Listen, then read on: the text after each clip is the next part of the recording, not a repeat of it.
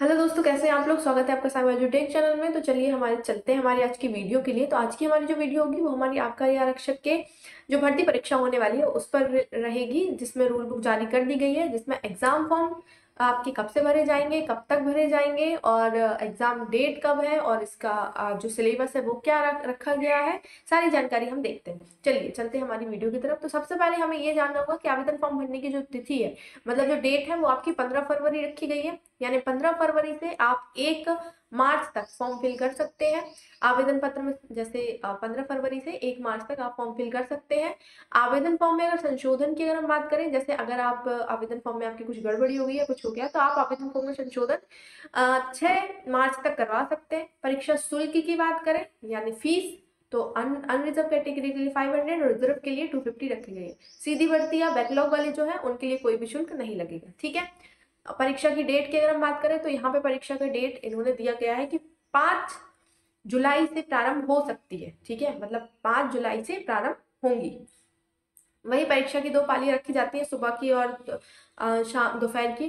तो वही आपको रहेगा। और जो आपका आरक्षण तालिका रहेगी, यानी कि जो भी आपको पोस्ट डिवाइड की गई है ना, वो सारी की सारी पोस्ट इस तरीके से, यानी पहली पोस्ट कोड है 01, जिसमें आपकी सीधी भर्ती आबकारी आरक्षक के कुल 248 पदों पर भर्ती है, यानी 248 पदों पर भर्ती रखी गई है।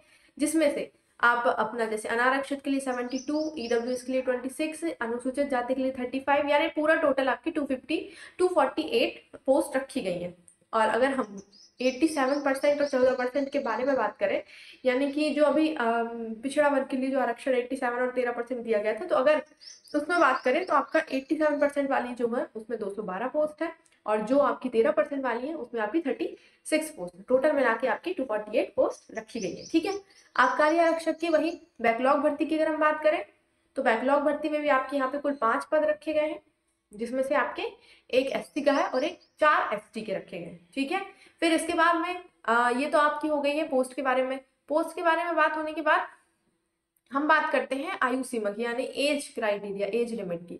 तो यहाँ पे बताया गया है कि 1 जनवरी 2024 को, यानी 1 जनवरी 2024 को 18 वर्ष से कम और 33 वर्ष से अधिक नहीं होना चाहिए। यानी आप 1 जनवरी 2024 में अगर 18 वर्ष के हो चुके हैं तो आप इस फॉर्म को फिल कर सकते हैं। तब आप अगर 18 के नहीं हुए तो आप इस फॉर्म को फिल नहीं कर सकते। ठीक है। यहाँ पे कुछ आपको छूट भी दी गई है, जैसे कि महिला आवेदन के लिए महिला आवेदक जो अनारक्षित वर्ग से है, पुरुष महिला जो आरक्षित वर्ग से है, अनुसूचित जाति मतलब ओबीसी एसटी एसटी से हैं, और जो शासकीय निगम मंडल या संस्था में कर्मचारी और नगर सैनिक हैं, उनको भी आपको यहाँ पे सिर्फ आयु सीमा में 18 वर्ष की छूट दी गई है। यानी कि आप 33 से 38 के बीच में भी अगर हैं तो आप इस फॉर्म को फिल कर सकते हैं। ठीक है।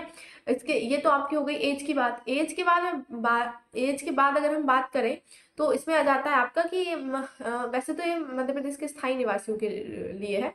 और जैसे यहाँ पे शारीरिक अर्हता भी दी गई है, यानी कि फिजिकल एलिजिबिलिटी भी दी गई है कि आबकारी आरक्षक के पदों पर भर्ती के लिए पुरुष की जो ऊंचाई है वो 167 सेंटीमीटर होनी चाहिए, 167.5 सेंटीमीटर, और महिला की 152.4 सेंटीमीटर होनी चाहिए। सीना यानी चेस्ट की बात करें तो पुरुष के लिए 81 से 86, और महिलाओं के लिए कोई लागू नहीं। ठीक है। इसके बाद ये तो हमारी हो गई फिजिकल। अब शैक्षणिक अर्हता यानी कि एलिजिबिलिटी की बात करें तो आपका यहाँ पे 12th कक्षा 12वीं पास होना जरूरी है। आपने 10+2 प्रणाली के अंतर्गत कक्षा 12वीं पास की हो तो आप इस फॉर्म को फिल करने के लिए एलिजिबल है। ठीक है।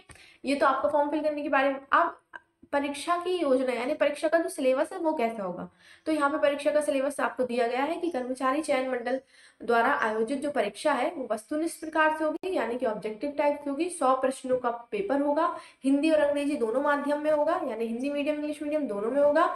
इन प्रश्नों का जो स्तर होगा वो हाई स्कूल स्तर का होगा, यानी 9th 10th लेवल तक का आपका इसमें पूछा जाएगा। इसका पाठ्यक्रम अगर हम देखें तो सामान्य ज्ञान, तार्किक ज्ञान ये 40 अंक का होगा, बौद्धिक क्षमता, मानसिक अभिरुचि 30, और विज्ञान और सरल अंकगणित 30।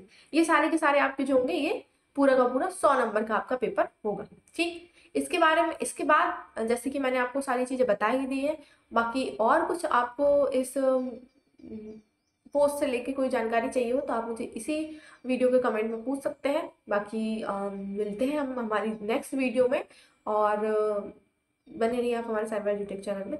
धन्यवाद।